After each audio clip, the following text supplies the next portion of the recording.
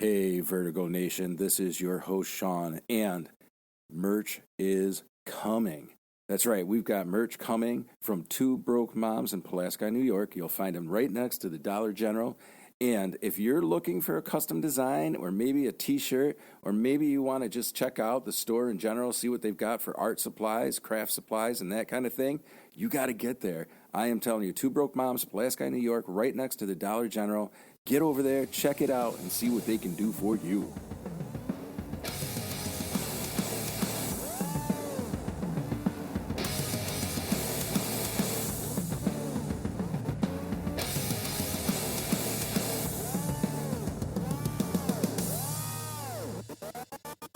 Old school. He looks like a radio man. Yeah, I say that every one of my. I think I mentioned that.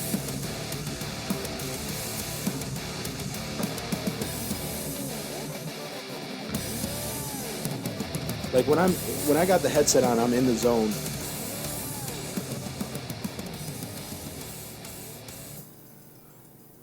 Hey, Vertigo Nation, welcome back for another episode. We have Ashley here again. She is going to be doing part 2 of her story. So if you have not listened to Ashley's journey, part 1, go back and give that a listen. You will not be disappointed. And around the table today, I have Ashley. Ashley, how you doing this morning? Good. How are you? I'm doing great, man. I'm so excited for you to be back. Thank you so much for that. And also, we have her husband, Alex, who is here. How you doing? Good. Happy to be here. Yeah, man, I appreciate you being here. I appreciate, we're going to have a good discussion. I'm excited. And, of course, sitting next to me, which you cannot see, but it's Minna. How you doing this morning? Good morning. I got to say, too, this week dragged. I've had so many people that are like, is it coming? Is it coming? Like, when are we? I have to listen to number 2. And I'm like, I know, Sunday can't get here quick It's enough. coming. I know. So. No, that was it. There's been such great response, such positive outpouring. I love it. And I want to take a minute real quick right now to just put this out there because I feel like I kind of didn't do the greatest job in episode 1. So RAINN is Rape, Abuse, Incest National Network, RAINN. They have a website, first of all. They also have a 1-800 number. We'll get that queued up, and I'll put that on in the description. But I just want people to have that. Also, National Suicide Hotline, 988, I do believe. If men can double check me on that, would be great. But I just want to make sure that people know that there are services available for you.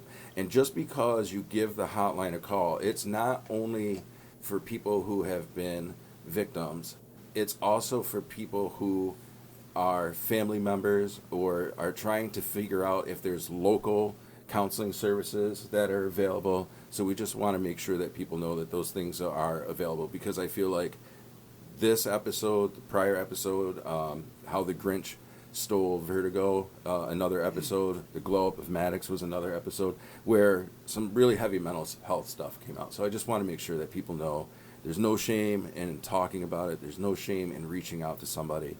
I would rather people reach out than, sit inside their own head. So, yeah. 988 is correct for All right. the suicide. All right, 988 is correct. So 988 is the national hotline for suicide. So, moving on. Again, so Ashley is back. Had some great response again to the last episode. And I thought, you want to start with, where do you want to start? You want to start with questions? Where we left off was you had just gotten back to New York. Yes. And it by no means was at the end of, the abuse, the story, because unfortunately there was no healing yet. There was no putting a name to the abuse for exactly what it was. And New York, coming to New York was probably the hardest part of all of it. You would think that if you listened to part 1 that New York, was my safety net. You were free. I had a roof over my head, I had a little bit more of a structure, so to speak, but I was back with Mom, who, if you listen to part 1, had never really addressed, any of her problems. And my stepdad was a very wealthy man. We lived up on Pillar Point, beautiful place. If you want to live in, coastal Maine, that's probably the closest you can get to it, is the Thousand Islands region of New York. It's absolutely beautiful. But with money comes some sort of power, and my mom had power to do all these things that she wanted to do. There was travel out of the country, where again I was back to being, left home alone. And the only thing that helped was that stable roof over my head. And I was in school, much smaller school. I went to General Brown. There was, I think, 92 or 93 kids in my graduating class. So it was a lot different than what I was used to. I wasn't just a number at school. Right. I was now, my teachers knew who I was, and immediately picked up on some things that were going on. I quickly figured out, now that I'm old enough, I can get a job. I can get wheels. We can start, we can work. We're 17 now. We're getting closer to being 18. That freedom's coming. Right. And that's exactly what I did. I got a job. My older brother, who I'll answer some questions about him. There was some brought up. Yeah. My older half-brother, we have the same mom, different dad, he had made his way up here, started a great career with the Facillo Automotive Group when they were in Adams. Oh, yeah, that's right. Super, super successful company. And he was pretty high up. He was one of their finance managers, and he got me a job doing basically like the delivery portion, the paperwork signing. Gotcha. Which for a 17-year-old to take on that type of role is huge. I mean, they worked with 30 some odd different banks, so there was lots of learning, but I've always been a quick learner. And it came with some pretty good money. I got hourly, and then I also got like a little bit of like a bonus on each vehicle sale pretty much. So immediately I was able to start making some good money, which I did, but it got to the point where money became a little bit more important than school sometimes. If I got offered a double shift and my grades were good, so I didn't think they were going to say anything. Well, being in a smaller school, people notice. So homeroom teachers would pull me aside and like, hey, we've got a bunch of attendance notes we need mom to sign. Well, mom's not home. So now I'm to the point where I'm forging documentation as a 17-year-old, which didn't really feel too serious. It's just school, it is what it is. Well, I was signing her name, but in my handwriting. And this is back in the days where you didn't always type your work. You hand wrote it. So my teachers knew that it was my handwriting, Yep. I've always wrote in cursive, so I'm literally just writing my name in my handwriting. So my teacher, which was something I wasn't used to, back in Florida, it was your resource officers, your guidance counselors. Those were the people that dealt with the issues. I wasn't used to teachers coming and talking to me. So I'm going to give a shout out to Mr. Nortz of the General Brown School District on this one. Can't tell you enough the importance that these people do. Several of the teachers in that school are part of the reason why I became, and I'm working on becoming an educator. They really do push the envelope as far as doing more than what just administration expects of them. Not just, teaching X, Y, and Z and sending these kids home. They want to know what's going on at home. Did you eat? Why are you coming to school? Why are you falling asleep in class? These teachers know.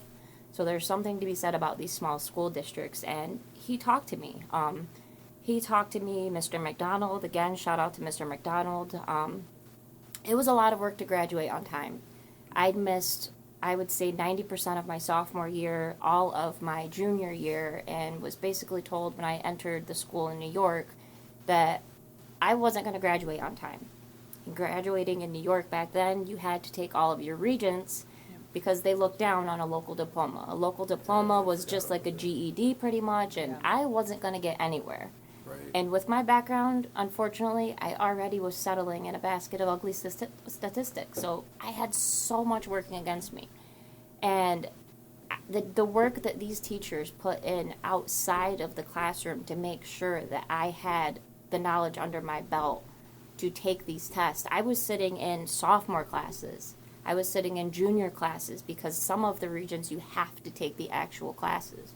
So I was taking all sorts of different level classes just so I could sit for these tests. Exactly. Yeah. So it was an extreme amount of work to make sure that I graduated on time. And I did. And I remember the only person I will not shout out is, unfortunately, my guidance counselor, who basically told me, this is going to be impossible. And even community college is probably going to be a farce for you. Like, it's good luck. It is what it is. These are your cards you've been dealt. I already had my college planned. I wanted to get, a little bit far away from mom, but still close enough to have that connection. The words mom and dad are just so powerful. no matter the level of abuse that's exerted on you, these words mean something. And unfortunately, when you're in an abusive household, they use those words as control too. It's a way to rein you back in. It's, but I'm your mom, but I'm your dad. And about it was basketball season, so I would say it was about halfway through my senior year. I forgot my basketball uniform, so I ran home real quick to get my stuff, and I came home to mom. It was probably 3:30 in the afternoon, doing cocaine with one of the kids I went to high school with, and my stepdad. Oh wow. And I said I'm done. Like I just mentally, physically, emotionally was done just being around the shit. I was like, I've been around it. Thankfully, I never got, into the addictive properties of what these things can do. Sure. And clearly addiction runs in my family. So the fact that that clutch never got me, I didn't want to be within its reach either. It just feels like every way you turn, it's Absolutely. right there in your face. Oh, absolutely. And it was just a reminder of you didn't escape yet. Like that, it's the, the stick is still in the corner of the room. The stick of control is in the corner of the room and can be picked up and used on you at any point in time. And my older half-brother, Jeremy, lived in Watertown. So it wasn't too far to where I wouldn't be able to commute in the morning. He had just helped me get my first car, bought it from Facilos on it was like a trade-in, and I was paying him payments. So I called him and I said, listen, this is what's going on. Didn't hide any bullshit from him. He grew up in the same house I did, and he said, pack your shit and move to Watertown. If you think you can get yourself there in the morning. And let's talk about that for a quick minute, because that was also one of the questions that came up with your stepbrother, right? Yeah, absolutely. My half-brother. Half-brother. So was he aware of what was going on, and did he experience any type of abuse himself? He did. She had him in high school. So, I mean, they essentially grew up, with each other. The abuse for him was a little bit different. Sure. They were more as friends, I think. That had to do with the fact that she had him so young. And his dad, very typical far-right northern New York family, he was, needed to grow up as a cis white male, and that's what it was going to be. And he, for the most part, did what he wanted to do with his life, except for, he didn't really get to be his true self because of this list of demands that his family's belief put on him. When my mom moved out when I was younger, he just graduated high school. He was, wanted to go out into the world and do his thing, which he did. I don't blame him. Why would you want to live with your stepdad and this new woman when your mom left? So he moved across this almost to the opposite side of Orlando that I lived, and this is when cell phones weren't really a thing. That still had car phones and bag phones, and if you were lucky, you had like the candy bar style Nokia for work. So there wasn't a constant communication with him. When it was just my dad and I right before stepmom, I would go and stay the night at my brother's apartment. So there was, being hauled hour and a half across Orlando to sleep on a couch and then picked up at 5:30 in the morning to go back. So I did stay with him for a little bit, but that was before stepmom, before the new abuse. My brother knew of everything that had happened before because he grew up in the same house. But as far as when stepmom came in, they really did a good job of the isolation and keeping me from being able to reach out and talk. And, usually no news is good news, especially back then. If you didn't hear anything, you expect that everything is going well. And so unfortunately he was kept out of that a little bit. And even the aunt that I mentioned, which is my mom's sister, she grew up in the same household with my mom. So it's, same issues, same problems. She was a victim of the opioid epidemic and then eventually got osteoporosis at a super young age. So she was mentally, emotionally, and now physically crippled, barely getting by with her little bit of Social Security that she had. So it wasn't, again, it's not that they didn't know things were going on, but they thought that they were okay because they didn't hear anything. Right. That makes sense. And I think the first time they were woken up to that is when I finally was able to reach out to my aunt. But then she didn't hear from me. I was shuttered away into another building of kids that weren't wanted, and nobody heard from me again.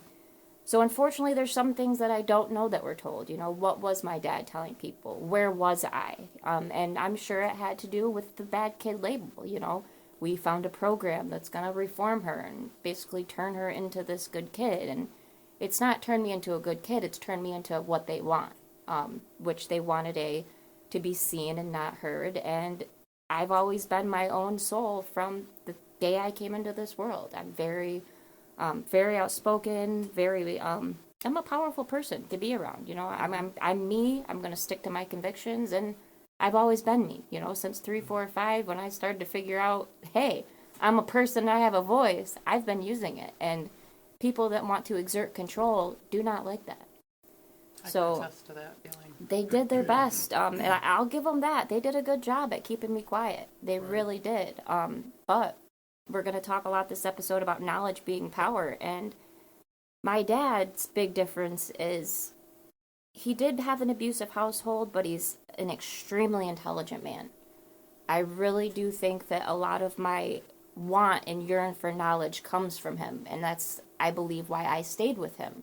Right. He was so smart and had such a wealth of knowledge, and to me, he chose his evil. He chose to do what he did. And now that I've grown up and dealt with mental health myself, and I've really tried to figure out the why might they have done this, my mom is an undiagnosed victim of mental health. I mean, she has these diseases that literally, you know, cripple her. Yeah. And they still do. She's never gotten treated, even though she's been in several inpatient and outpatient. Right. In my adult life, she's been in and out of the prison system in Florida. She ended up moving back to Florida, and she's been in and out of prison. And there's so many times where she could have gotten help, and it was not given to her. She was pushed along. They made their money, and they pushed her back out. So to me, him choosing his evil is a little bit worse than my mom's, because she is a victim herself. She was pushed through the cracks so many times and not helped. So I feel empathy towards her. I really do. And I've had to forgive them for my own healing, but it's different when you feel empathy towards them. It's almost like I pity a life lost. And I think she's to the point in her life now where she feels like it's a life lost, but she has 2 kids that are fighting for their life. So it's not lost. And the fact that she hasn't healed mentally, she doesn't even know that. Yeah. And getting back to, you know, my brother and the abuse that he, you know, suffered, he just finished a several-month inpatient rehab program in Florida because he's gay. He's a gay man that ended up marrying a woman and having children who he has nothing to do with, because that's what his father wanted him to do. That's what was expected of him. And because he could not live his truth, he has been fighting substance abuse his entire life, starting with our medicine cabinet at home, starting with our alcohol cabinets at home, and then partying with my mom all through his adulthood. Yeah. And seeing him send me that, I was the first person he reached out to when he got out of that program. And there was no judgment. I said, we are still fighting. You are still here, and every fucking day matters.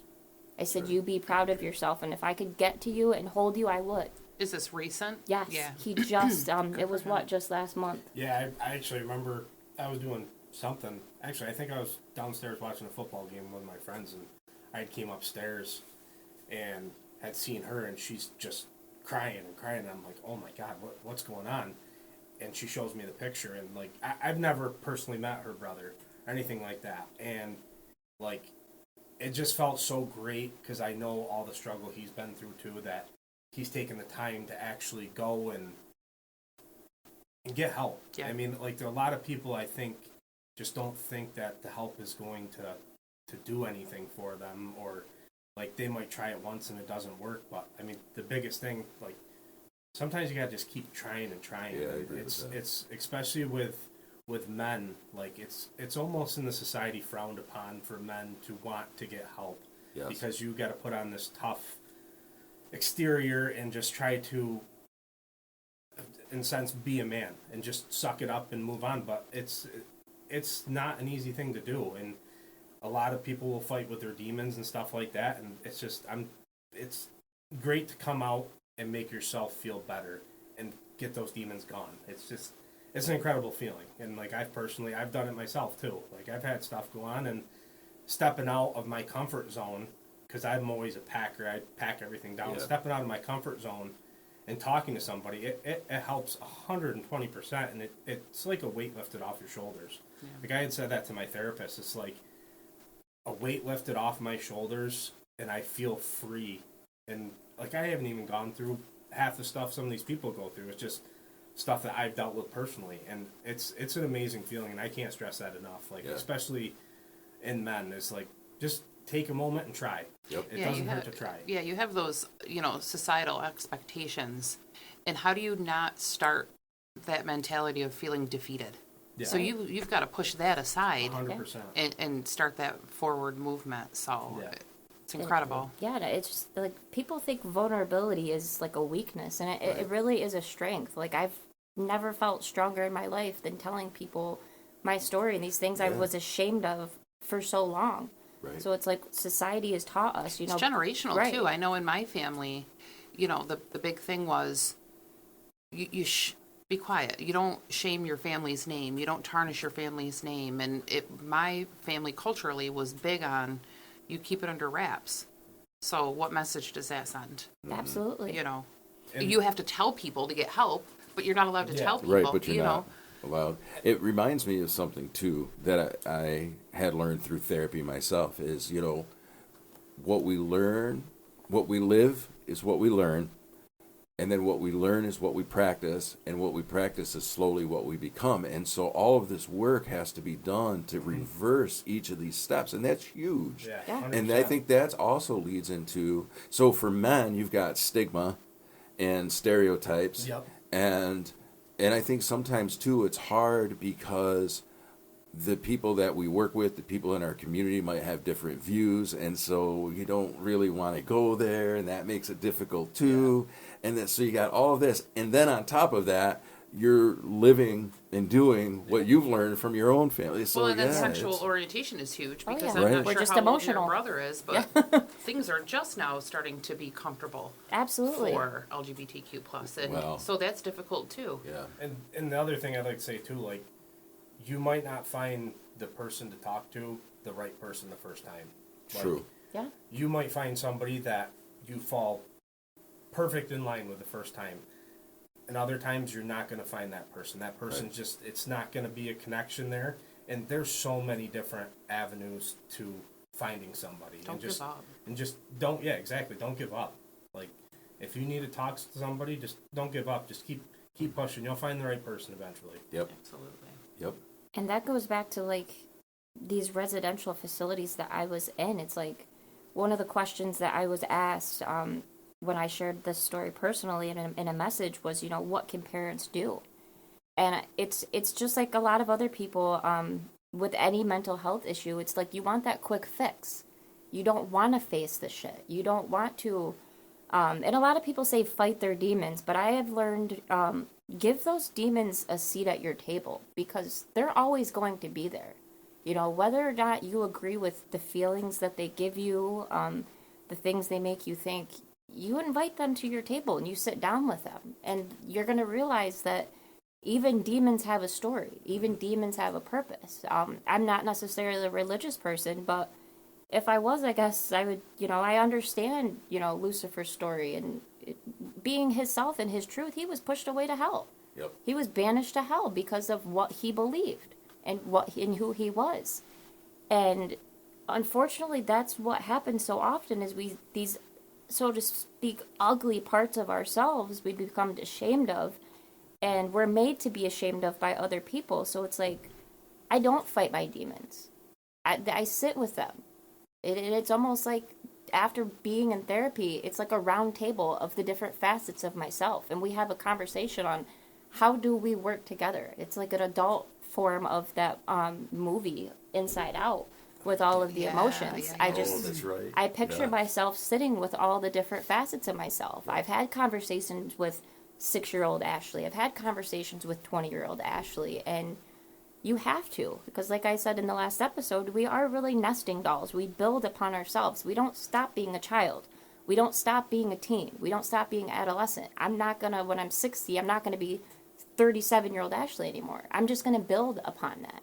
And these residential programs are just a quick fix. These parents, whether they literally want to get a child out of their life, if they don't fit into their life anymore, whatever problems, because unfortunately, I wasn't in good ones.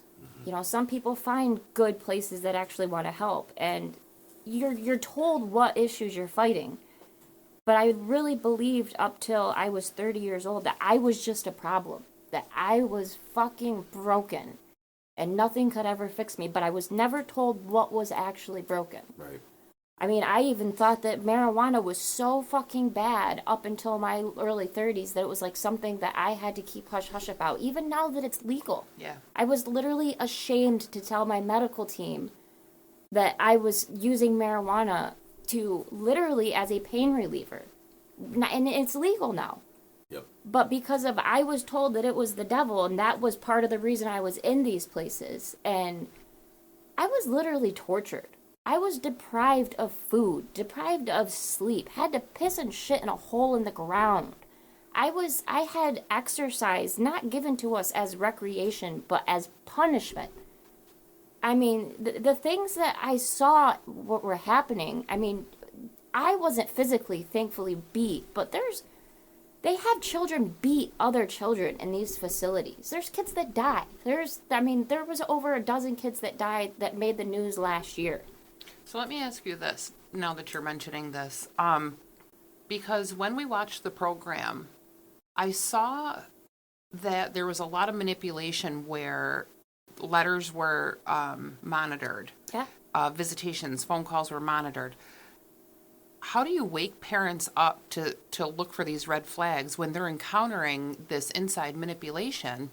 Because do you think that your dad knew that this was going on? 100%. Okay, so that's obviously yeah. a problem. But for other parents, referencing that program on Netflix, it seemed like some of the parents were just blindsided and could not believe what they found after the fact. So it's truly scary. Oh, yeah. Having children that have needed inpatient therapy, I'm like hypersensitive to everything, completely different. But, because we watched that program, we were so hypervigilant when dealing with certain things. But it was scary. It was scary when we had visitations and stuff. I don't know. I'm an overthinker anyway, but what would you say to like how do you combat that? Well, I really do say that documentary, as hard as it was to watch, is a PG form of what I was in. I can't imagine. I can't. There was no talks with home. There was no letters written. There was no visitation. It was worse than jail. I had no rights, no nothing. There was no why I was there. It was just constant punishment and torture. And a lot of that has to do with there's no oversight when they are privately owned. Yeah. And so many of these programs, they call it, a lot of these documentaries refer to it as the TTI, the troubled teen industry. But you can be as young as 7, 8 years old and be in these places. And they are often owned by religious groups. Yes. They'll file as nonprofits. They're cults. Yeah. In every way, shape, or form. And parents that really think that the kids need help, they need to do research. Especially nowadays. We carry around these bricks that have access to everything in the world. You can look up, accreditations of people, and you can look up, behind the scenes, who owns these companies. And so many, every program that I was in is privately owned. But they work hand in hand with law enforcement. They work hand in hand with school districts, and it goes back to money. Which we dealt with, too. Yeah. And I just want to say this because when we first, dealt with the program for my daughter in specific, they were just so on board with schmoozing and making us feel like we were making the right move, and we had all these resources, and we're going to get to the bottom of this, and we do family counseling, and they paint this They're rainbow, salesmen. very much Yeah, so. they are. But I found that the more time went by, the less they wanted us involved. Well, they didn't fly with me because Sean will tell you, I am a complete train. I'm Yeah. involved. These are my Well, kids. you have to I'm- be. You have to be. You have to be. And but I also there was so many. My theory was consistency is key. If everybody is in the loop, we're all working together. Well, they slowly start to take your part out of it. Yeah. And then it started getting funky and feeling funky and not making sense. And then that's the more I pushed and asked questions, and and then the friction started. Yeah. Then it turned into a pissing match. Then I got pissed. Then that turned into a whole different nightmare. Right. Then we ended up in court and we won. Right. Because, but it's like, Yeah. I'm an asshole. I am an asshole. I've been an asshole. I'm like you. Since 3 or 4, that was my reputation in my family, was she's just the bull. Yeah. And so I can empathize with a lot of what you dealt with growing up, but I carried that into my adult life, and I'm not apologizing for it. But it's made my journey harder. Yeah, you're the most powerful one in the room. Yes. So, it just, but my worry is in dealing with schools and dealing with these programs, it turned into a pissing match. I turned into being the complete asshole.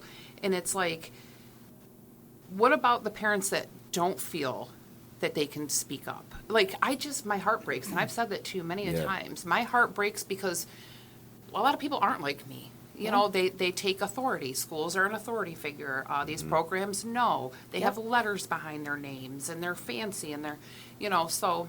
Well, and I think, too, a quick point is I think that these programs do a great job at expressing or demonstrating authority. Yep. And we as parents oftentimes revert back to like, okay, that's an authoritative person. We need to do whatever they're asking. Which is where I ran into But the truth of the matter, no, and it's great though, because the truth of the matter is we don't. We're all adults, right? Absolutely. And that silly saying comes to mind. Well, we all put our pants on one leg at a time. But there's so much truth to that. Like, what gives somebody authority over another? But person? they make you feel like your child's not yours. Well, too, that too. sometimes. Yeah. That too.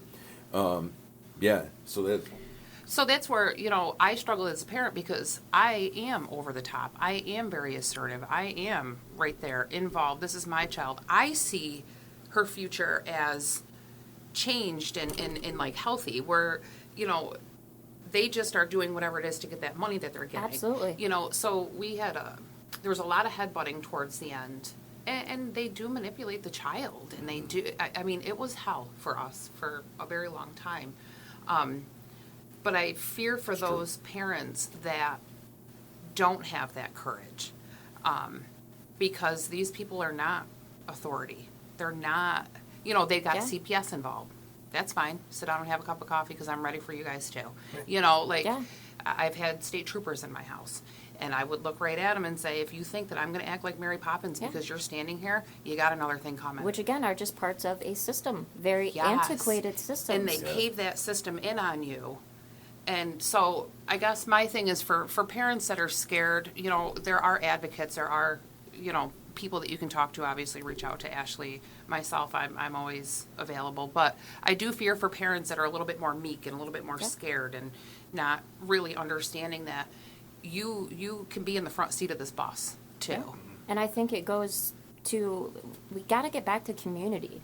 Like, we've given so Yeah, that's much what I was up gonna to say. this Yes. system, Yes. these powers that be, that ultimately we give them the powers. Like, I've become a huge advocate for voting, the fact to use your voice. It's like, the president may not necessarily have influence here in Sandy Creek, but that's where it starts. Yep. You become involved in local You things. gotta ripple out. You know what's going on, and you have a voice, and you use it. Yeah. Yeah. Exactly. And- I think too. Hold on. One no, quick you're thought, good. and then you're good. The other thing too, I think, is why not for the parents that are for parents that have children that are in these places, why not start a parents group? Because there's strength in numbers, and I have learned over the years too that there is a lot that comes out of group therapy. Yeah. And so start a parents group if there isn't one available, or ask if there's one available. Absolutely. But go ahead, Sarah, what were you And, going and, to to, say? and to build off of, what you guys were saying too, like, I watched the program as well, and Yeah. you hear a father, I believe it's towards the end, talking about how he didn't feel weird at the time that he wasn't getting as much communication. And my biggest thing is, if a kid's going into these programs, and you kind of said it, if something doesn't feel right in your gut about it because you're not being able to talk to your kids, or even like, say you're getting letters from, your kid most of the time, you're going to know something's kind of up. Yep. And it's just step up and say something. Like I said, if something doesn't feel right in your gut, there's probably a very good chance that something's different. Like, there shouldn't be communication cut off with these kids. Then, in my opinion, you have them in the wrong program. Yeah, Right. very much so.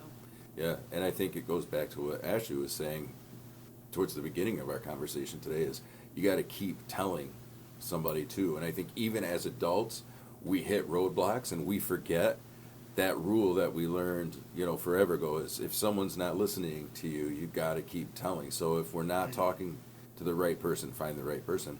And I think a lot of times, especially you bring up that this is a business, troubled teen business, right? What did you call Industry. it? TTI? Yeah, TTI, Troubled Teen Industry, and Yeah. they're worth like $6-7 billion Yeah, so right think now. about that. So there's power there. So people are trained in a mentality on how to deal with these kinds of things. Oh, yeah. And I think that part of it is not all people who are employees of these programs even understand what they're probably in, and they're going through these trainings, and so they're just following the script. Yeah, doing So their you job. got to almost look outside of that to find somebody, I think, to talk to.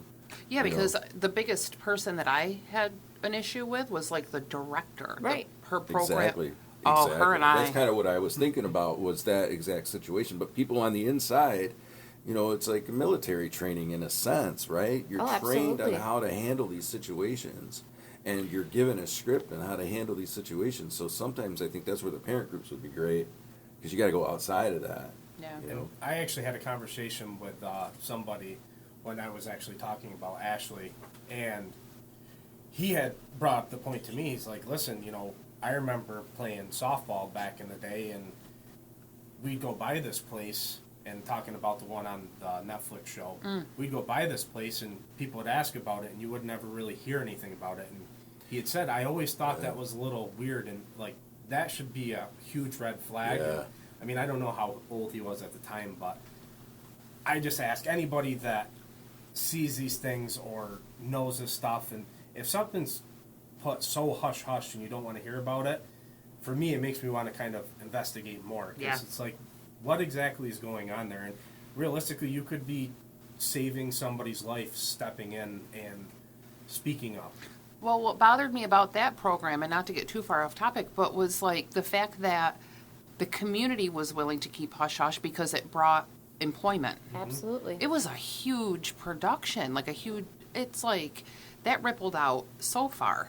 It's why, so Absolutely. I can only imagine that that's what happens in they pick these small kind of poor communities to park these things in, and then it's a lot of like hush hush and bribery type. Yeah. It's and wild. it was going on to like, what does healing look like? Here I thought I'd found myself 1,600 miles away from that, and then, fast forward to my early 30s where, I think I'm doing good. I've built my own family after a tumultuous, my 20s were a horror. I was, basically self-abandoning myself, just trying to keep myself busy with toxic relationships, a shitty first marriage, being a young mom, and then I hit my 30s and my body had had enough.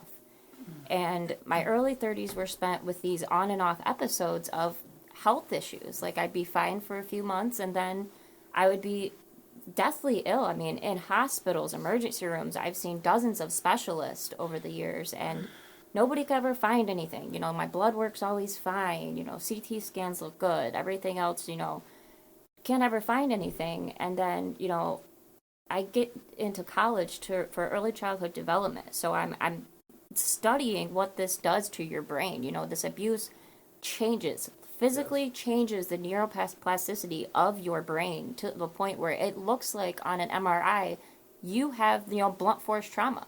So my brain looks like the same as, a service member would if they've gotten blown up and hit in the head. But my PTSD diagnosis doesn't carry the same weight, unfortunately, as somebody that's attached to service because I wasn't in a foreign battle. But I've been in many battles. Yes. And I'm just now winning battles. And it's when that documentary came out, I heard whispers because, I've been in communities on Reddit, obviously as I get older, I search for, what were these programs and was there anybody else that was in this program in St. Cloud, Florida? And you start to find each other. We're looking for each other. We're trying to build these communities. And I heard about this documentary coming out and I just they hadn't released about what school it was. And then when that came out, not only am I studying childhood development, but it was literally in my back fucking yard. Yeah. And it was everywhere. I couldn't go to the gas station without people talking about it or waiting in line and seeing it on the newspaper. It was absolutely everywhere. And then I found out that one of my longtime friends in New York and one of my tattoo artists worked at Ivy Ridge. Yeah, you brought that up in the first episode. And this is somebody who I had confided in with my story, who knew everything fucking about me, and who could have pulled me aside and said, I worked there. I didn't work at the one you were in, but I get it, and I'm sorry. Yeah. And I had to find out through other people reaching out to me. This is somebody who is a service member. This is a veteran. This is a parent who still lives in that small community, who I'm sure their family has dealt with backlash. And I still have not heard, had never reached out to me, never said anything, just dissipated into the abyss. So now I have physical tattoos that I'm very proud of, that I carry with pride. But the ones from him are a physical fucking reminder of the complicity that these people know what they are doing. So often, so many of those people know what they're doing.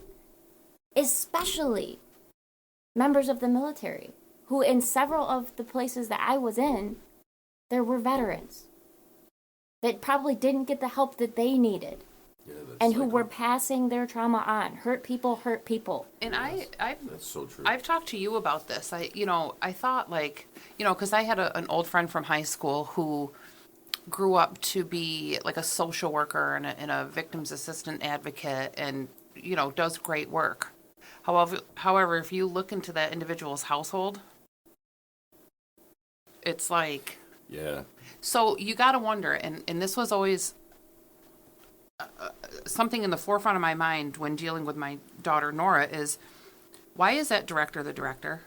Why does that lady do that? Why does that guy work there? You have to feel some kind of commonality and pull, and it's either going to be, I had a shitty childhood and have commonality and I want to make a difference, Yeah. or I am repeating. Absolutely. Yeah. And you have to be leery of what face you're looking at. Right. Are you somebody that wants to make a difference, or are you here participating because you have some kind of sick connection to it? Absolutely. And Yeah. we've talked about No, that. it's very true. I think especially in the human services field, industry, whatever you want to call it, it's kind of both. I feel like that's very true. Yeah. I remember when I first went to school at a high school, I wasn't sure what I wanted to actually be, I think, right? But I went for, what was it called? Humanities, liberal arts, whatever, to kind of, it was a path where you could go into psychology, you could go into social work, you could go, it was meant to be like a 2+2 Right. program. And I remember a teacher talking about how people come into specifically like to get their social work degree, whether it's a bachelor's in social work, master's, so whatever, but they come in because they need therapy and school becomes therapy. Yeah. And so I think it's so true in the human services field in general that a lot of broken people are in that field. And that doesn't mean they're not doing good work. Right. But there are, I think, a majority who are broken and unaware of their brokenness or passing along their brokenness. And it's a smaller percentage of people who went into that field understanding why they went in, To make a difference and do Yeah. positive. So that brings me back Yeah. to your tattoo artist. It's like, you got to wonder, okay, what was his past? And then now, like, the shame and guilt that he's feeling, which Hopefully. hopefully, Yeah. absolutely, because like you said, these people are choosing. Yeah. You know, the person that I butted heads with so bad in my daughter's program, she was choosing to be an asshole to me. You know, we had so many opportunities where things could have gone so much better, and she was just rotten. And it felt malicious. And I don't know how many times I told you that Oh, yeah. when I had to deal with this Absolutely. lady, and I'm like, she's just an asshole. Well, and that's why I think Ashley bringing up, the industry, it like all clicks. It makes sense that this would be an industry. Yeah. I mean, She's got to keep her paycheck, so she's got to, you know. She's got a so- role to play. Yeah, it's sick. So, Yep. you know, feeling that betrayal from you, like with your longtime friend, like I can't Somebody I imagine that. confided in. And then people reaching out to me knowing that I'd confided in him. Two of the other artists, which were the best ones there, got up and left and started their own. And that's a hard thing to do. Yeah. You know, Yeah. tattoo artists, unfortunately, even in today's world, aren't taken as serious artists most times. Absolutely. And to just pack up and leave because you know what that person's done, that's an act of diplomacy towards being on the right side Who of wants history that to me. association? Absolutely. Yeah.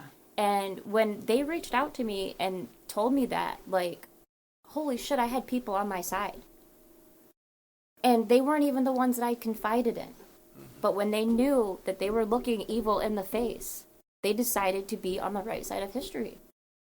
And going to school for education was really the beginning of my therapy. Like, as I'm learning about that, and then that documentary came out, and then looking at my daughter who was 15, you know, and thinking about by the time I was her age, I had been a drug dealer. I had been raped in my own home. I had been kidnapped by police at my father's request. And I'm yelling at her for being on Xbox too long. I felt like shit. The things that I do to her keep me up at night, and I think I'm being a bad parent for, you know, did you brush your teeth? You know, Yep. don't have that before bed. And I'm like, how do these fuckers sleep? Yeah. How do any of these people Yeah. sleep at night? Well- Because it's like being a good parent is hard. Because I have faced so much of my own trauma in reflecting different periods of my life while she's going through hers. I think parents feel defeated. I mean, I know how we felt defeated for so long, and it's like we are trying so hard to push our shit back to protect and to teach, and it's like you just feel like it's that much more steep of an uphill battle, you know? I Right. also pick up on the fact too of when we're parenting right, because I hear you saying, don't want you, don't eat the candy before bed, or did you brush your teeth, right? Then that's what I would call the Right. quote unquote normal parts of parenting, but how foreign that feels Yes. because of the cycles of abuse that we were stuck in. You feel like a bad guy. Right. Yeah. And we're doing the normal stuff, right? For not wanting her to How not, ironic. have Yeah. cavities and Isn't things like shit? So that. I How picked ironic. up on that. I'm like, how weird is that the right stuff is what feels foreign because we're so ingrained with the other, Yeah, you know? it's just so hard. And so going to school and that coming out, the health problems became less episodic and became more constant. Yeah. Because I hadn't started actual therapy yet, but in essence, I was doing exposure therapy. I was literally public speaking about my experience before I'd ever sat in front of an actual counselor. Oh, wow. I graduated with a 4.0 in early childhood development, so I was kicking ass at learning how to treat kids, how to not treat kids, you know. Well, all your stuff is tucked. Absolutely. And it was bringing up so much, you know, like There had I'm to be going some to triggers school, there, right? right? I'm an adult learner in a room full of 19-year-olds talking about, you know, my examples of, you know, going against Piaget theories and this is not how you treat a child. And I had jaws on the floor of kids that are like, holy shit, I'm going to be in a classroom of 30 of these kids and half of them might have problems. Like, the kids that would come to me after class and just ask me questions like, how are you doing this? And it's like, I'm doing it for little Ashley because nobody else did. That's right. And when I first really started my healing, I thought it was for my child. I thought I was doing better for, you know, I have to be the best me for her. Like, this is for Mia. And to be the best mom, I have to be the best Ashley. And it was the first time in my life, I'm 37 years old. I was 35, almost 36 when I really started digging into this healing work. It was the first time in my life that I'd ever put myself first. And that's a long time. Some people don't reach, the 30s, especially not from my background.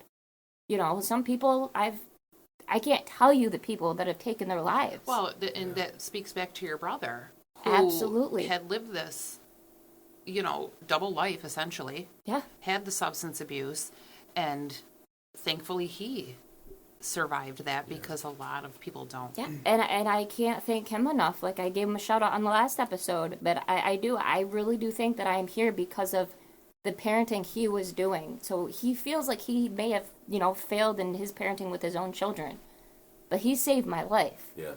So many fucking times because he put me first and he was a kid. And when I first started to put myself first, it felt so weird. It was so scary. I was like, if I take an hour out of my week to talk to somebody, that's an hour I'm taking away from my daughter.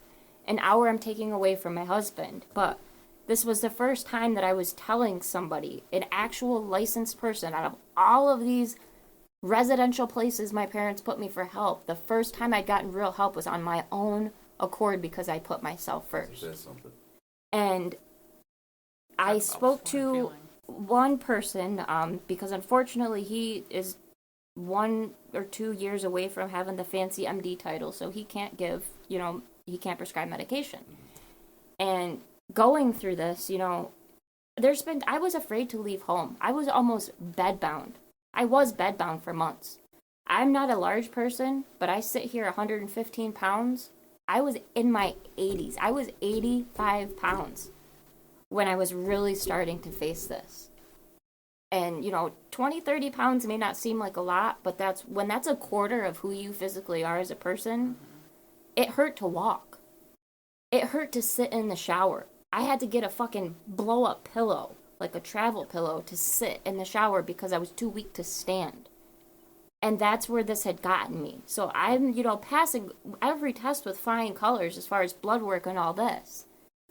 And trying to get my Western medicine doctors to believe that, hey, our brains are a part of our body. And what's going on is because of this. And you only get 15, 20 minutes to tell these people what's going on. And so I eventually met with a licensed psychiatrist, and the first thing she wants me to do within 20 minutes is take SSRIs, antidepressants. If you've had a bad thought, you need to be on antidepressants. And I trusted this person with the fancy letters after her name, thinking, she's got more experience. She knows more than the person who I sit with every week. And I took them for a month, and I felt numb. I wasn't feeling, and that's not what I wanted. Right. I needed to feel. I needed to grieve. I needed to be sad. I needed to cry because I'd never been able to do it before. Right. The only feelings I felt were shame, abandonment, isolation. I didn't feel the grief of being literally abused by my parents, by my sexual abuser, by my school, by the police. I'd never grieved any of that. So now I was on this medication for something that I spent 15 minutes with her, and I trusted her just because of the fucking letters after her name. Like, I'm still naive in my early 30s, Yeah. It's like, holy shit. And I went to him I woke him up in the middle of the night and said, I can't do this anymore. Like, I'm seeking help to feel. I need to feel all of these bad emotions, no matter how bad they are, because I need to get them out. My cup is overrunning, and I need to make space for joy, for future grief. Like, I've got so many damn animals that are my best friends. Like, they really have been there for me like humans have not. But unfortunately, other than my tortoise, I'm going to have a lot of loss in my future. And I want to be able to grieve them. They deserve that. The love that they give me, I want to grieve my guinea pig. I want to grieve my cat. I want to grieve my dog. Because the friendship and the conversations that I've had with them have been more meaningful than most people that I've talked to. my daughter, she's gonna leave home in a few years, and she's gonna do her own thing, which I am proud to have raised such a strong person who, she wants to be in the medical field, she wants to travel the world, and I have to get ready for her to do that because that's scary. It's going to be a certain level of, abandonment if I don't get through my past abandonment issues. And I want to be able to be there and be proud for her. And doing this work, healing from trauma to me is, a lot of people who haven't experienced trauma see it as like a broken leg. Yeah. You go and you get your bone reset, you get a cast, it heals, and, you might walk funny for a little bit because you have weak muscles, but you'll get that strength back. And when it's continuous trauma and it's real trauma, I told him this, it's like an amputation. It's not a broken leg. You've lost a part of you. I lost my childhood. I lost my adolescence. I lost my parents before I even had them. So it's like, I'm not healing a broken leg. I'm getting, a replacement, a prosthetic leg. And now I'm learning how to walk with that, but I still have phantom pain in what I've lost. That's a great analogy, I think, too.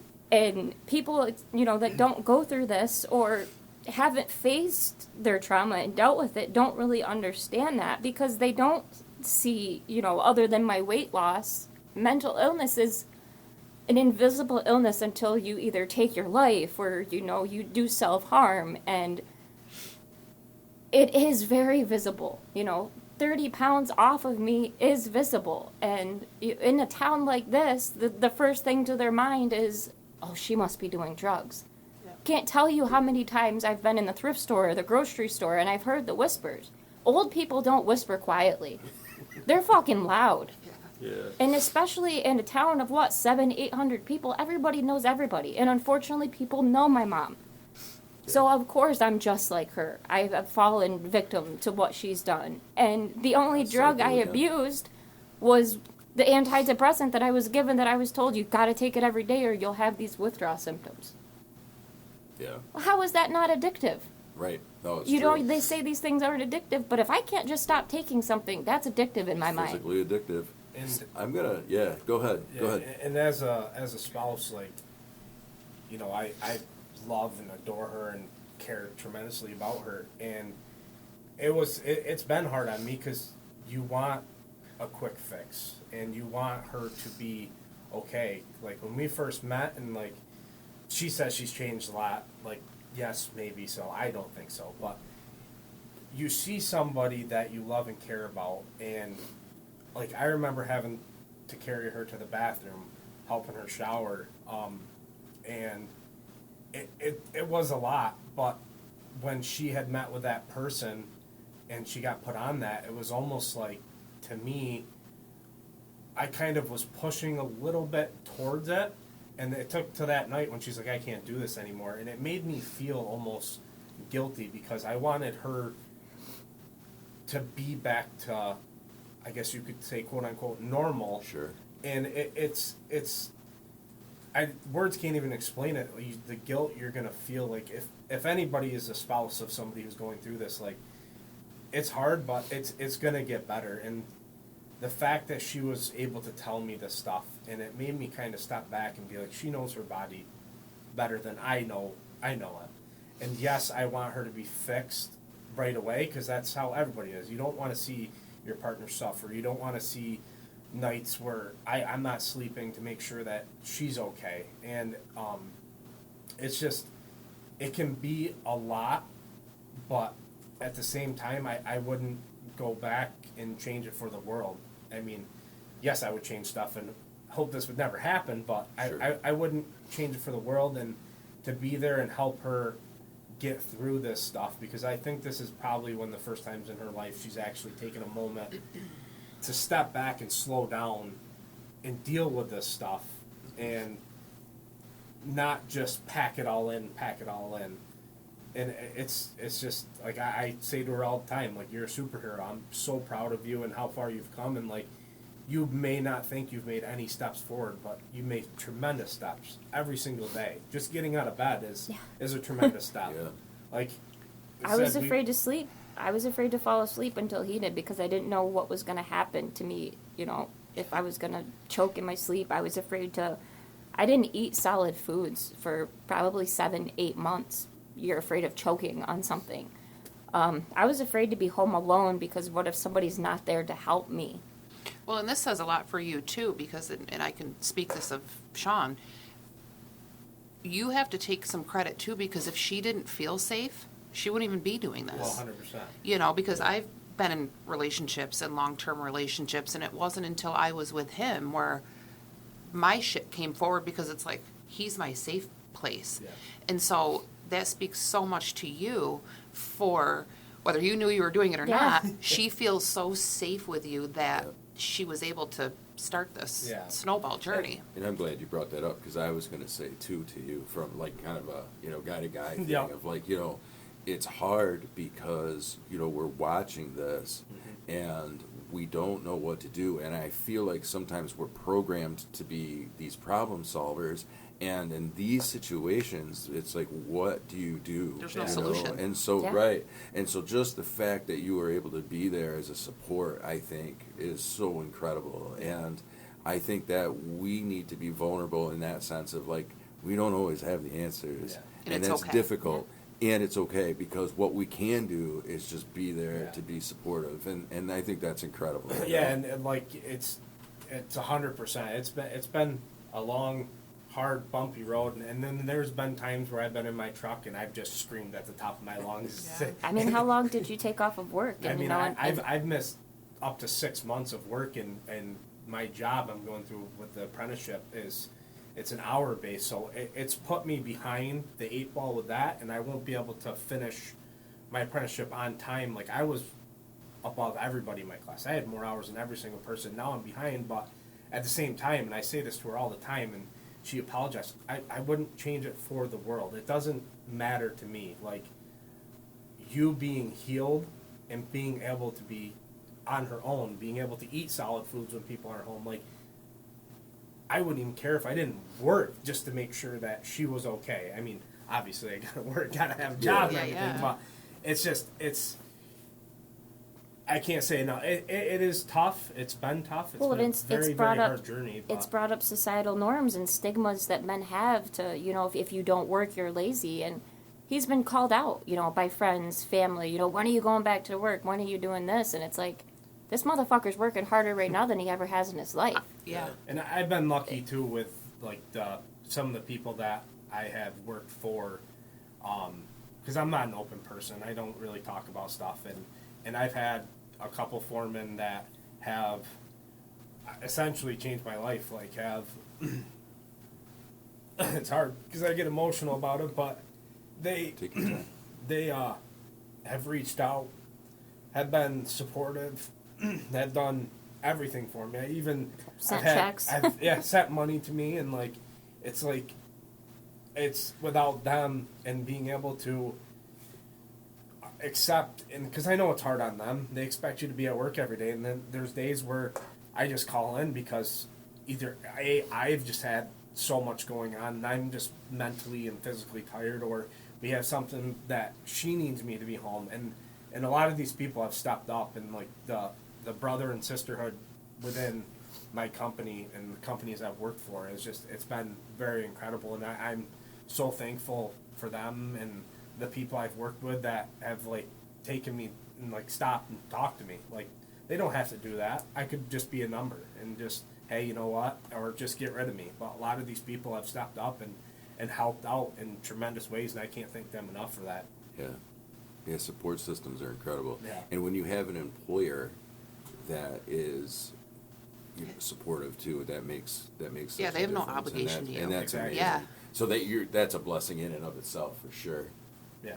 And it's another form of community. It's like Yes. they very easily could have let him go, but the fact that they didn't, and they've been there. And if it wasn't for our insurance, I couldn't afford this, the healing that I'm doing. I have a stack of medical bills that's honestly probably a foot thick right now. And even though it's, only $20 copays, when you've got that many pieces of paper that are 12 inches deep, that's a lot of fucking money. Yeah. And some of the pictures I shared with you, I've gone through extensive dental work recently because I had braces while I was in these programs, but never had treatment. That's right, And it's yeah, you were literally talking about that. messed with my jaw and my bone structure to the point where I'm physically, financially, emotionally paying for this. It's just been so hard, and I'm going to have to get braces again, which is going to be another form of exposure therapy, because that's part of what got me here is getting braces and not getting taken care of. So not only the abuse on X amount of levels, no counseling services, minimal to nothing. no healthcare services. Yeah, not even access to a toothbrush sometimes. I was 9 times out of 10 getting help from other kids. I feel like prisoners in regular jails get treated way better. Yeah. Which Absolutely. And it's just like when we first got together and all this stuff, and she had started telling me these stories. It's like I believe her because she's my wife, but some of the stuff you hear is just like off the wall, I'm sure. Off the wall, and it's almost overwhelming to some degree. And when the program came out and you see what they went through, it's like, oh my God, like it's one thing to hear it and then actually visualize it. It's like just validates the whole. It's just that's the word that came. it's insane. Like you can't even put it into And then words. how do you process? Okay, fine. It's one thing to watch it on TV. I'm sitting next to and in love with somebody who went through this. That's so heavy. Yeah. How do you even process that?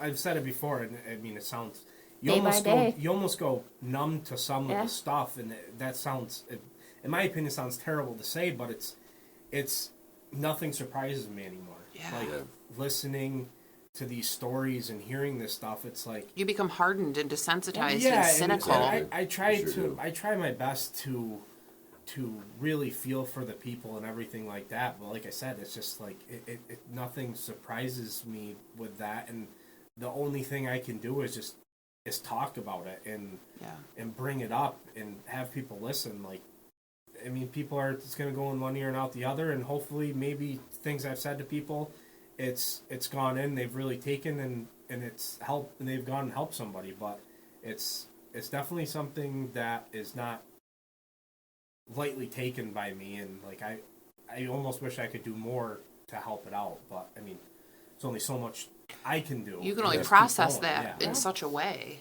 Yeah. No, that's true. I think talking about it is huge because that's the whole point. People aren't talking about it. So then when you are brave enough to tell your story and find somebody that you can tell your story to, it does sound a little out there because people aren't talking about it. And so Absolutely. why would we think, like, no, that really can't be a thing, Well, right? she feels one in a You know? million when Yeah. she's not. Exactly. She's a but huge then- number, Right. which is a That's the, but nobody's talking about it is the Right. problem. If And that's more people are it's talking the about first it. step, and Yeah. it's hard to be. There's been a great number of celebrities that are my age. Paris Hilton, That's right. Chet Hanks, Tom Hanks' son.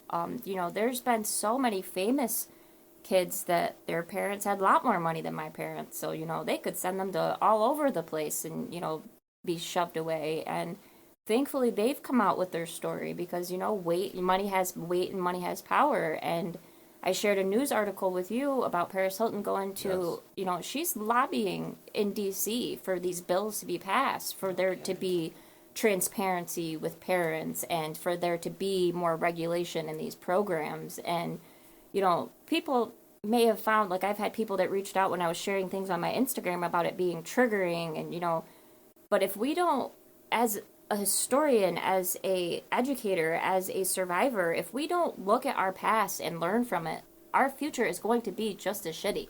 That's great. I mean, there's things going on right now that's the way it's always been done, so we're going to continue to we're going to continue to do that. And I mean, Holocaust seemed like it was forever ago, but there's Holocaust going on in several areas of the world right now.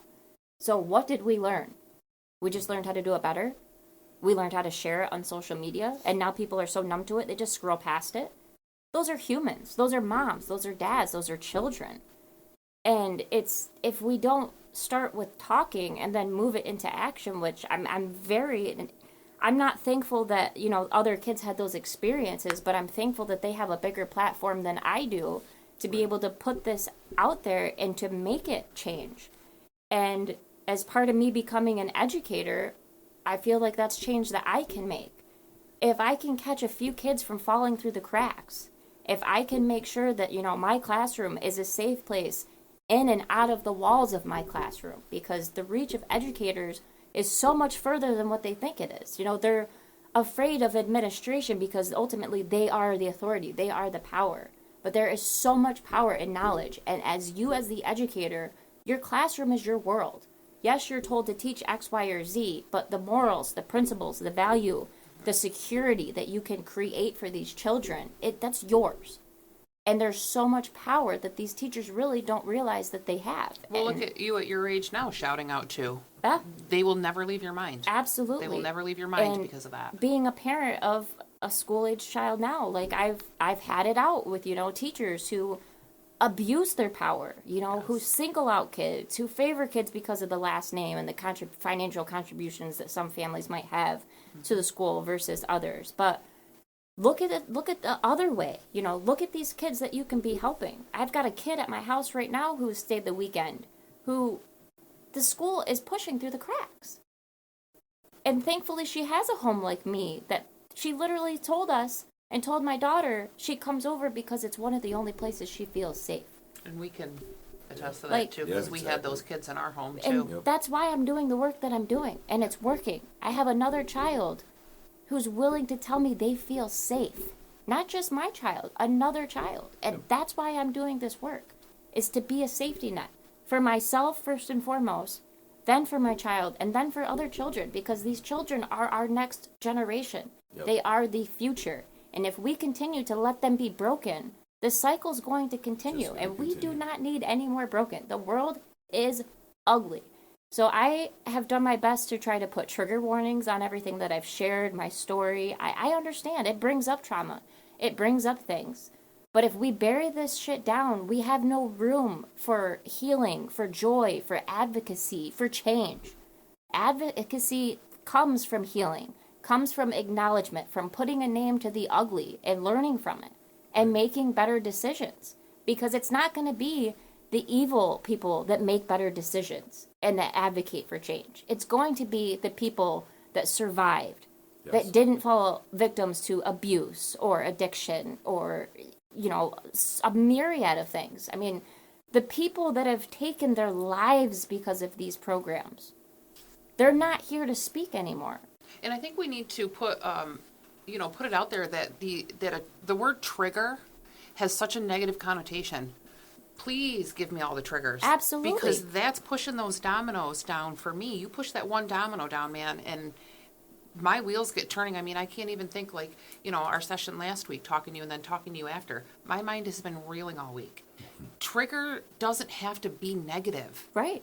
Triggers can be Yeah, I agree with a that. tool. I agree with that. It's We the associate trigger self-awareness. with a trigger of a gun. No. Yes, Right. acknowledgement. Acknowledgement is so huge. If you acknowledge what's going on, you choose the path where you want to take that, whatever that means for you. Absolutely. Let's take the negative connotation out of trigger. Yeah. Yeah, we have to do that work. And I think it's also important to talk about the allies, because it's important that victims, survivors, there's that steps that we go through, right? We're victims and then we become survivors. We start finding our voice. I think that's really important. But it's also important to have those allies, those people that are going to believe and also raise their voices too. Willingly. And I mean, so, they almost have a yeah, more important so role that's because important, too. they don't have to be here. He doesn't have to do anything Yeah. that he's doing. I mean, we're legally bound by marriage, but Right. that could easily But be undone, the It's greater community too. But could I also- being silent is not okay. You Yeah. you have to take a position. yeah, silence The is more- complicity. Yeah, and the more that it's made aware, I feel like it means that we can no longer be silent on the issue. People have to start talking, and you have to take a side. And Absolutely. it's easier to be silent than come out and say something. There's Oh, a lot way of less people that energy. It's uncomfortable to step up and say stuff and get uncomfortable. It's just get uncomfortable. Yeah. You could be changing somebody's life by making yourself uncomfortable, and it will make you more comfortable because at the end of the day, you've made a change and you've helped out somebody or a group of people tremendously. And there's another side to that uncomfortable feeling. And wait till you get there because it's awesome. Oh, yeah. So go through the uncomfortable. Do it. But can I also give a voice to the people that potentially are on the other side of this, that may be, I don't want to say the word perpetrator because that's pretty heavy, but so maybe like somebody that worked at one of these facilities. It is okay for you to say, you know what? That was shit. Let that trigger me to say, okay, I was on the shit end of this. Yeah. But I want to make a difference. Let's admit it. Let's talk about it. Let's talk about it because you have a seat at my table too. Absolutely. And this is your opportunity to get that guilt and that shame and then start your own work. Absolutely. You know, because we have these people that have worked there and, you know, watching the program and these employees that are going, holy shit, and then they bury within themselves. And then that triggers their own world of abuse to maybe their children or their spouse. You know, it's just the cyclic behavior. Let's put a voice to the people that feel shitty and guilty and may have participated and may have played a role. You're okay. Like, have remorse and come talk about it and come apologize and come do all of those things too. I want to piggyback on that because I had mentioned that I worked for a domestic violence program a while ago, like 20 years ago. And you are taught in those programs that there is no hope for the abuser / perpetrator, that they will always just be that. So, you know, if we believe that, and here's where I have a hard time with that, I'm going to say, because if we believe that, then that means victims are always victims and perps are always perps. And while there could be some truth to that statistically, Sure. I think that we have to allow the thought that people can change, because why else would all of this matter? People, you know, so I believe that regardless of what you're saying, regardless of what side you're on, change can happen. Put a voice to it. Change can happen, but you have to be if you're on the other side, if you're the perp, then you have to be willing to be accountable. And that's where that starts. Yep. You know, so the victim, you know, will find their voice and start to begin to expel, right, all of those things that happened. And on the other side, the perpetrator has to say, yes, I did that. Yeah, I had my own experience with that as I was in my early 20s, and the person who sexually assaulted me actually found me as an adult after they had served their prison sentence and got a hold of me. And at first, I was like, how dare you? But at the same time, I was like, this person sat in a cell, which I know what it feels like to sit in a cell. And that's all you can do is think. And I gave that person space at my table. It's huge. And we spoke. It was very brief, but we spoke. And he, you know, told me that he will pay for it the rest of his life. He's a registered sex offender. He literally can't even pick up his own children from school and never will be able to. And he owned up for what he did. And, you know, he said, I can apologize, but I know it's not going to do anything.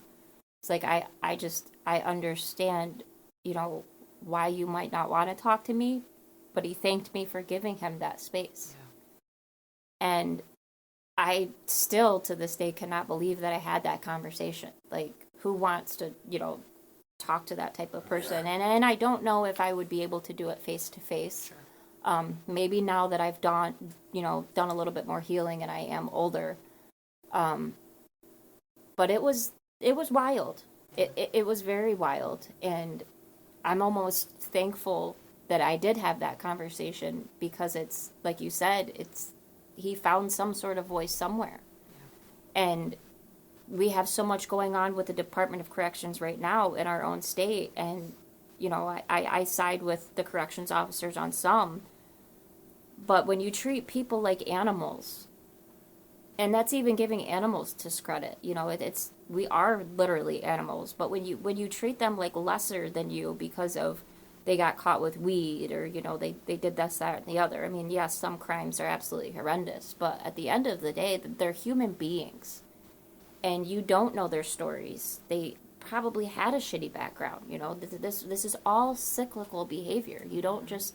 Some people, I mean, know that they study the brain, or, you know, born to be serial killers, I guess, that they're saying.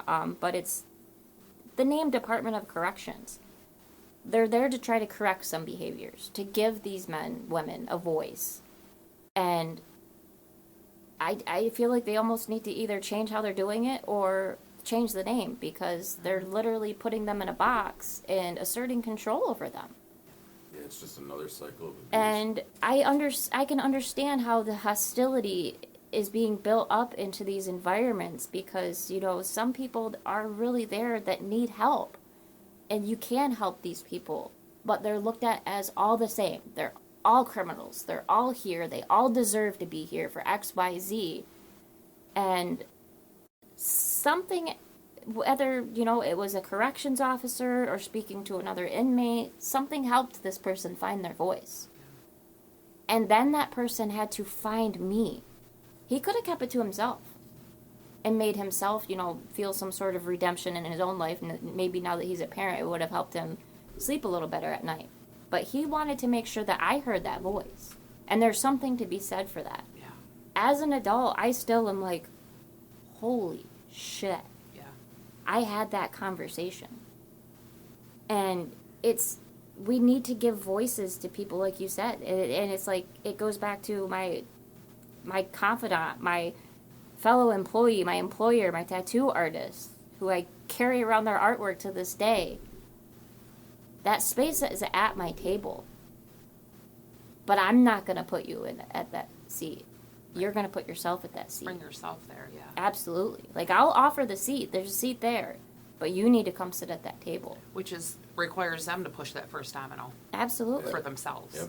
And There's work to be done. There's work to be done. There's healing to be done on both sides. And it's the desensitization, the dehumanization that all of these systems, the education program, the corrections, these troubled teen industries, there's so much dehumanizing going on that it's so easy for us to be disconnected. And social media doesn't help. I mean, we've got wars in our face. You can see, you know, people being blown to smithereens live on the internet, and it's like, it doesn't feel anything to us. Yeah. It's all there. But because we're so desensitized, and then we dehumanize anything that doesn't look like us, doesn't feel like us, people that we may not be able to relate to. But sit down with them, listen to their shit. You relate to them so much more than you know. Doesn't matter their color, doesn't matter their gender, doesn't matter who they sleep in bed with at night. There is something you relate to in that person, and it's the fact that they are a fucking human. Yeah. And when you dehumanize people, it's not just the people that are being dehumanizing, it's the people that are doing it that are being dehumanized. Like, if you're racist towards somebody, yes, it dehumanizes the victim, but you're also dehumanizing yourself. You're desensitizing yourself. Right. I agree with that. And you're breaking the bond that we have as humans. As people, yeah, I agree with that. And it's so disgusting. It's another form of control. Yep. And when you stop controlling people, you get authentic beings. You get people. You get humans back. Yep. My brother is in his late 40s, and because he's just now able to live his authentic self, I see a human and I don't see a shell anymore. Yeah, the soul comes back. Awesome. Almost, it's kind of almost what we were talking about last night, ironically. Yeah. And we can save that for another episode, but we were talking about healing and healing journeys and such last night. And I think that what I hear you saying is, when we are abusive and nasty to one another, dehumanizing, all of these things that you just mentioned, I don't need to repeat, because yes, I agree with all of that, right? Pieces of the soul are being ripped Absolutely. out, and we're empty. You know, this is just this body becomes just a shell. Yeah. And in order to kind of put those pieces back together, we need to start connecting with our humanness again. And I think you are so right. And we need to be allies. Yeah, for sure. Well, it comes down to judgment. Yeah. Stop judging. Right. Yeah. Nobody is better than the next guy. And a Right. huge thing for me, because I'm probably over the top with this. My kids will probably tell you, but whatever. One of the biggest things that I was lacking in my childhood was accountability.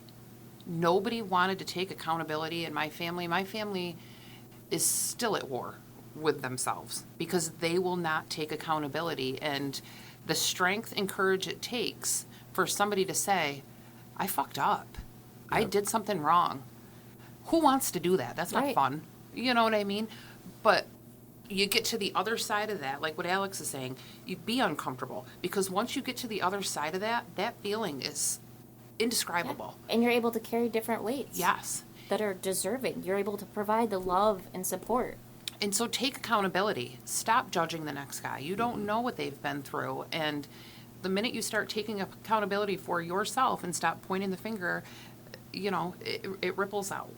And it puts that human connection back. Yeah. And that's really what we need. Yeah. And now, so statistically, and I'm sure you know this number, how many of these facilities are still among us? Oh, For the- tens of thousands. Because I heard about them in other countries, Oh, Yeah.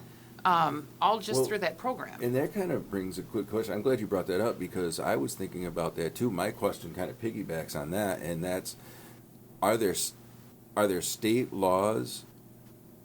For example, you were in a treatment center in Florida, so the things that Florida allows their treatment centers to do, is that different than New York, or is there kind of like a blanket system and they all run? You know, Ugh, do that's- state laws that's- determine anything? Do Not if they're privately owned, I would No. assume. Yeah, that's what I what's was- the ugly truth is they Yeah. pretty much do what they want. I mean, there are some state facilities, but the first one that I was in was a state facility, and it was one of the worst ones that I was in. And which I've heard is often the case. right, and it was Right. a lot of them in the southern states are basically state-run orphanages, and then they just happen to have a little shack in the corner of their property for the bad kids that are having, you know, trouble. And this is what it's almost like a warning to the kid: if you continue to be you, you're going to be one of them.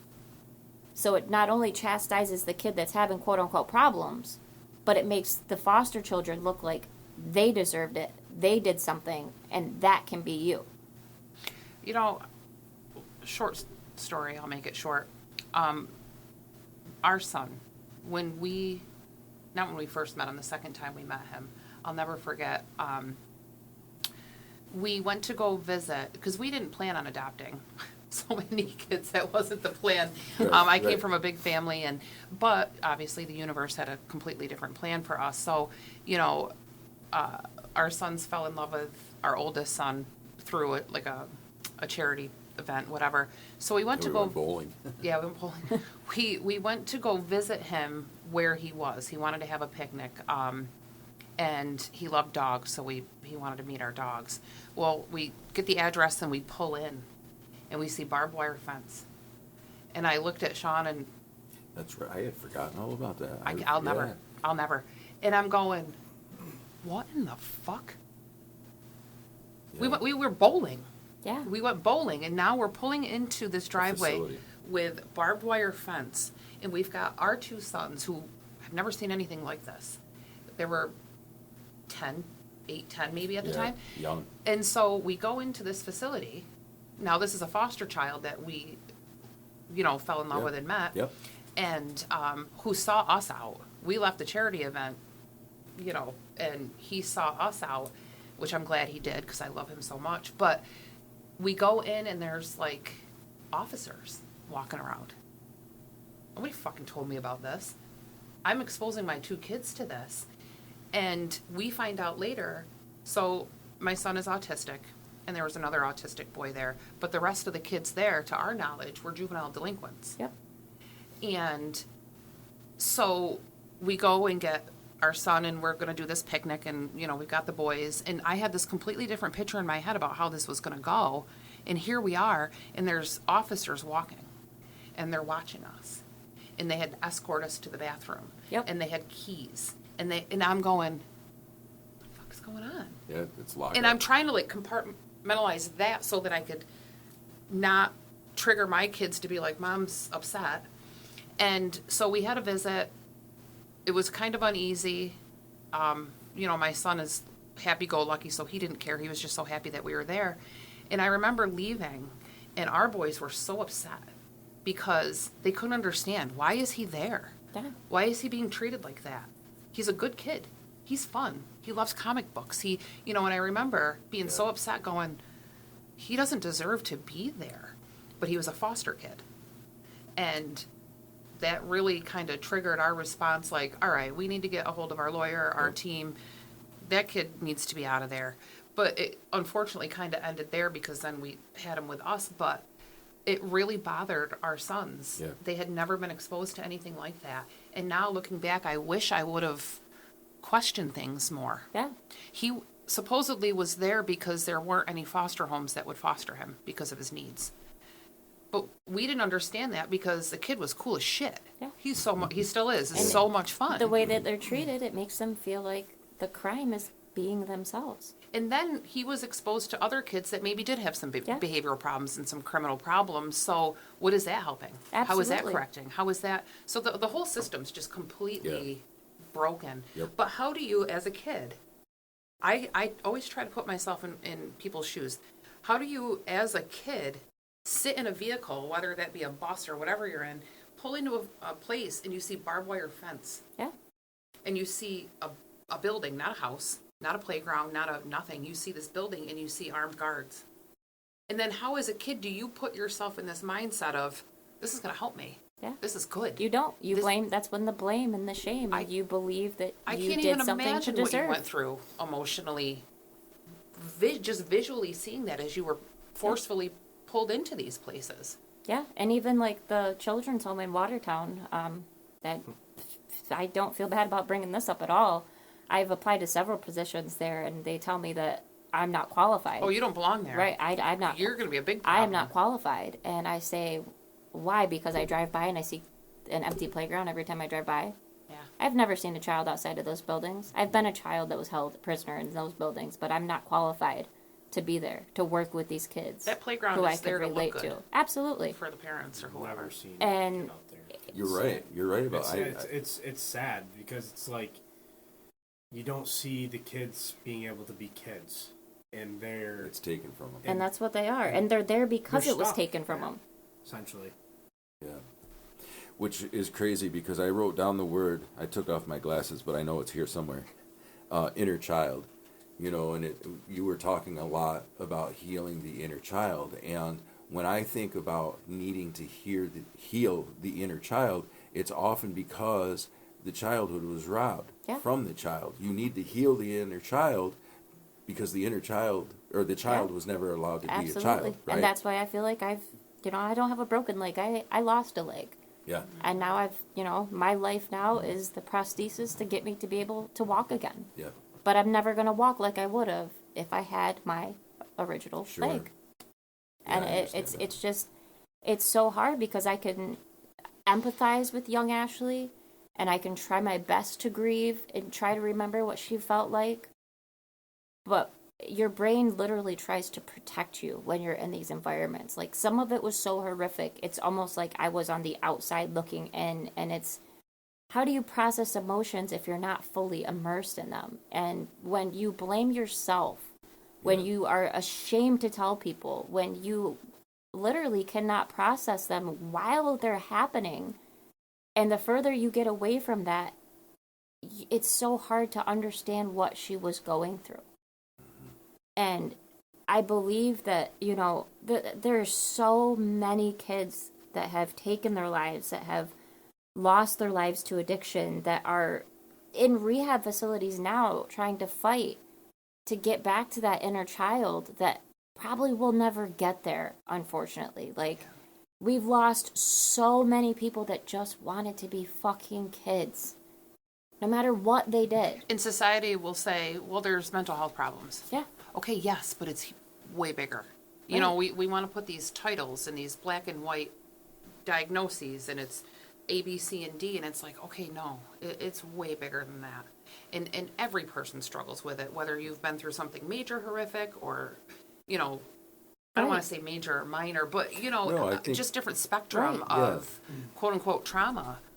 The worst that you've been through is the worst that you've been through. Absolutely. But that doesn't lose the ability to empathize. Man, we've covered a lot. I want to kind of just tune into a couple of things. I think, one, the fact that you're able to share your story and find your voice is so inspiring, and I hope that the listeners hear that as well, and I hope that it also ignites something in them to even not, you don't have to go out and do something major, right? I just want to, I think this is a good place. I want to put this quote in here because I've been thinking a lot about this in both episode 1 and this episode. And that is, oftentimes when we think about change, we want to, we think about this call to arms and we want to go fight this huge battle. Right. And then we get disappointed because, one, we don't know where to start, or two, it just feels like we're losing before we're beginning. And I think that the battles are really won in the small steps, right? Yeah. Talking to loved ones, talking Absolutely. to friends, being a part of your community is what's more important than the national or the international fight. Not to say that people aren't Absolutely. inspired to get there, but I think we really need to inspire seeds. change, Yeah. right? Yeah. Right within our own homes, and then hopefully that will then trickle out into our communities. And I think, find that spark, I think, is really incredible.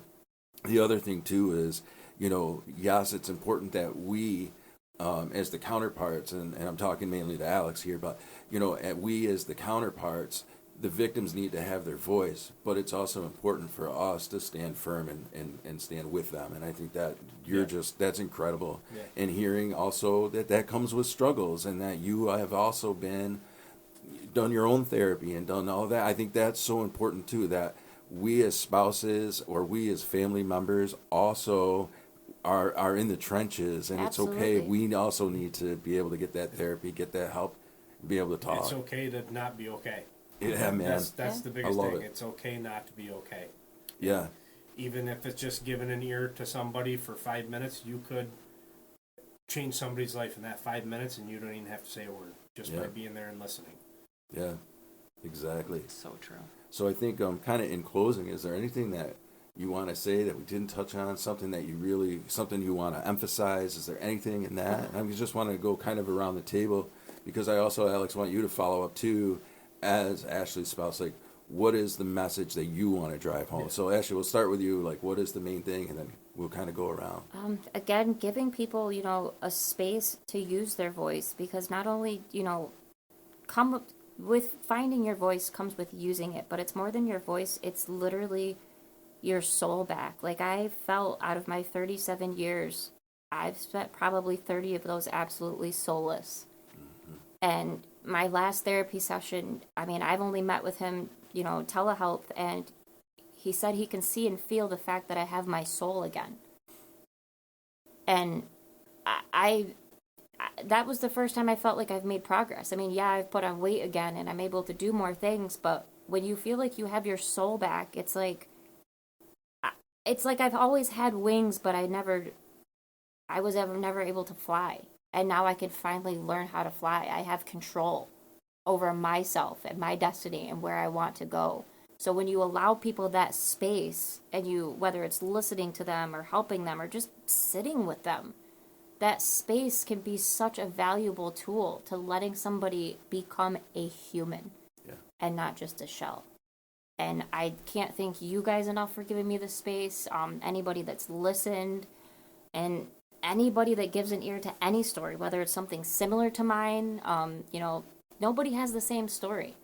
Yeah. But just giving them the respect to express their lived-in life means so much. I can't even put into words. So. And what's great is just the story doesn't end here. Yeah. You get to continue the story, and now what's great is you're the author of the story. So Absolutely. instead of Dad or whoever getting to author that, you Yeah. get to author that now, and I feel like there's a lot The of pen's in power my when you hand. hold the pen. Yeah. So incredible. Yeah. And how about for you, man? Just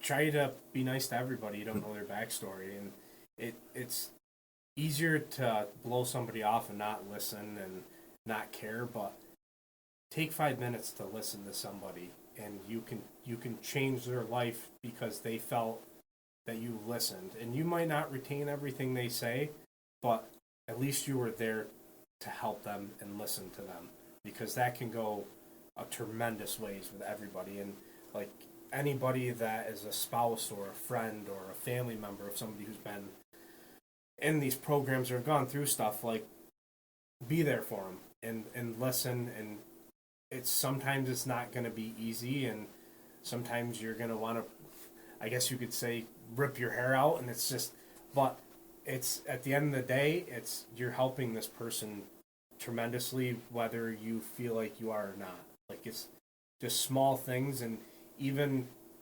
mentioning, say, a program to somebody, you could little knowledge, like you were talking about. You don't have to have a huge action on something. It's even if I were to say, hey, have you ever heard of the program? Somebody does research on it. Now they might do a little bit more action, and all those little things can compound into one ginormous. Yeah. Those ripples turn into Thing. waves. A tree grows from a Exactly. seed. Yeah. 100%. And that's the thing. It's just be nice and just listen and be there for people, because some people don't have anybody. No, I agree. I'm going to let you close a thought too, but I just want to say I think kindness is something that is so absent, and I think that you are 100% right. That It's free. We need to have that kindness. You're right. You know, anything that you Well, want. and to kind of go off what Alex was saying, it's like one of the biggest things that I've learned here, just under this roof, taking clients. Now, I'm a massage therapist. I have no training to be any type of therapist other than to rub your muscles. Okay, let's be real. Oh, but you are. But, oh yes, ma'am, because I didn't sign up for that. And I'm going to tell you right now, one of the biggest appreciations I have for my clients is because it's so easy. It's so easy for me to be so consumed. I'm overwhelmed. I have kids. I have a special needs daughter. I run a business. My life is a shit show circus. I carry childhood bag. It's so easy to be in my head going, Jesus, I'm going through this and this and this and this. And I have learned, shut it down, listen. I cannot tell you guys how many clients that have laid on my table and just have vented. And not only did they feel better as I'm rubbing their muscles, I left my room with my wheels turning, and it has triggered healing on me. So it's so important what Alex is saying is lend an ear, because not only could you be helping that person, just giving them 5 minutes, you could also help yourself. Yeah.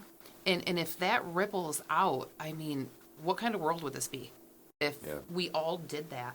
And I'm going to take accountability because I spent so many years being a solver. So if you're talking to me, telling me your story, my wheels are turning, I'm going to have a solution. I'm going to help you. I'm going to do it. I'm going to do.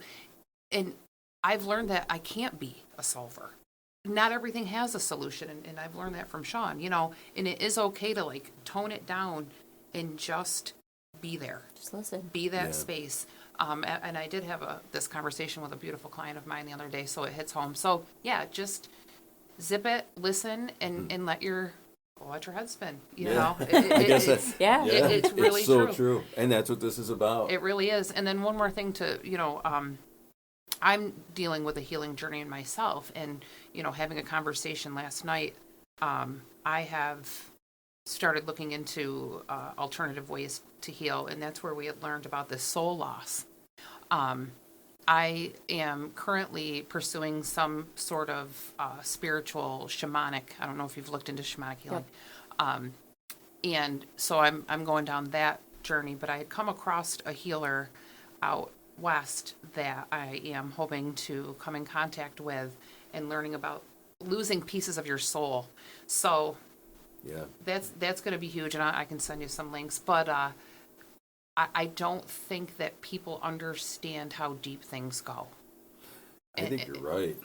And you know, we like to talk about soul like it's not a loose term. It's real. Yeah, it's who you are. That's who you are. And so many people walk around as a shell of themselves, not realizing that these trials and tribulations in life have taken pieces of their soul, and it's up to you to get it back, and you can.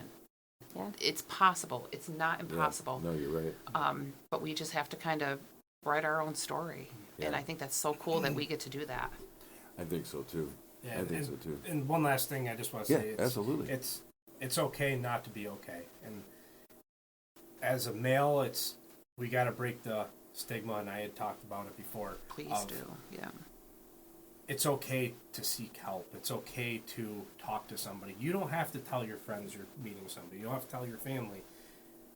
But take the time and let your guard down. And you if can you just need cry. to talk, cry, scream in your truck. It's okay to not be okay. And that's the biggest thing, like we had talked about with males, is you put on this tough exterior, but it's okay, and it's going to make you feel 100 times better. I can And attest to maybe- that, Yeah. and I can promise you.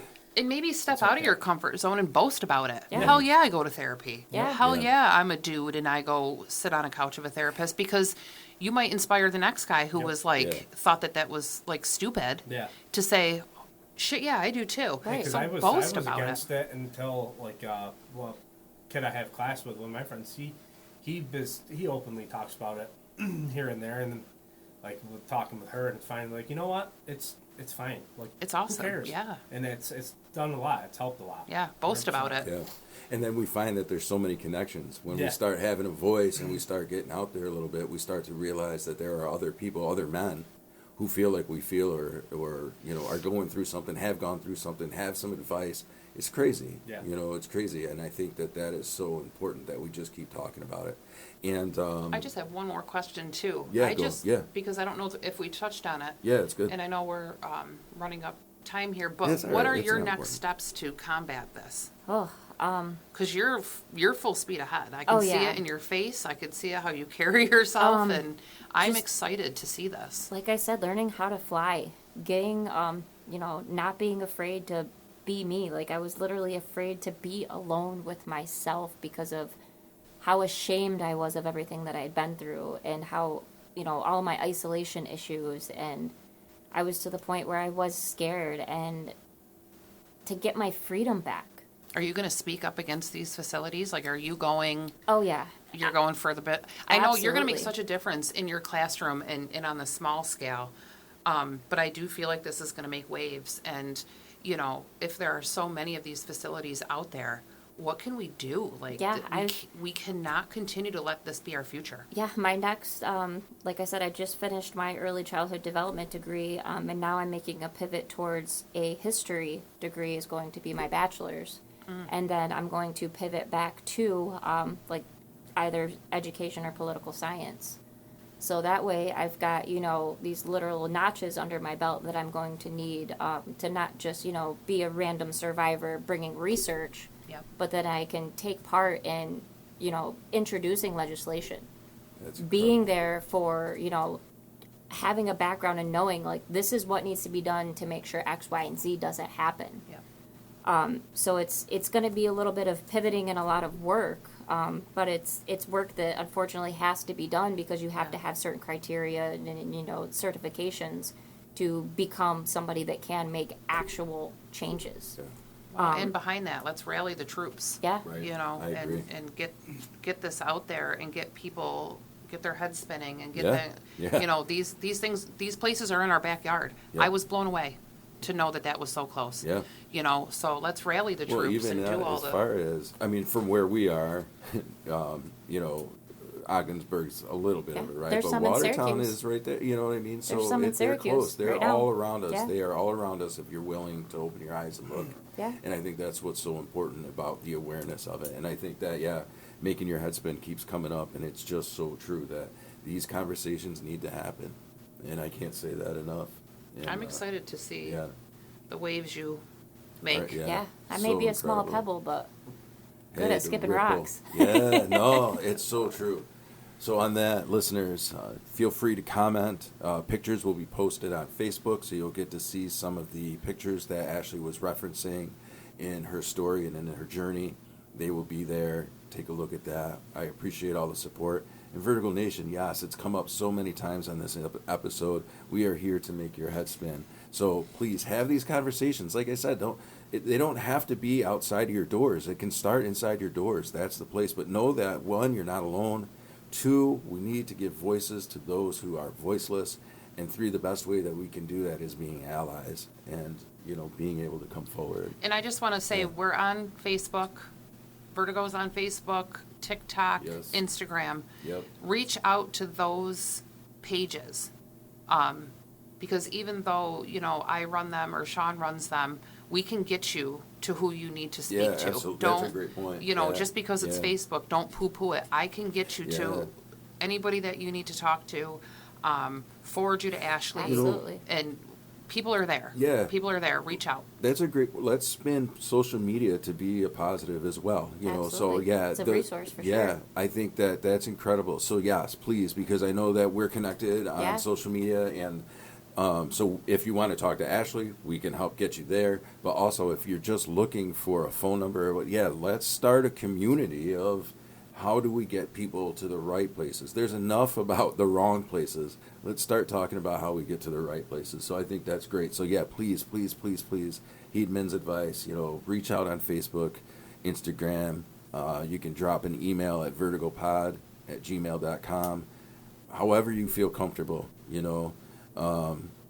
and like I said during the beginning of the episode, don't hesitate to reach out. There are organizations and places that you can get help. And like I said, I gave the national one because obviously different counties have different support systems, but those national numbers can get you to local supports. So if you're not listening in our county, that's okay. Those numbers can get you to the right place and the right people.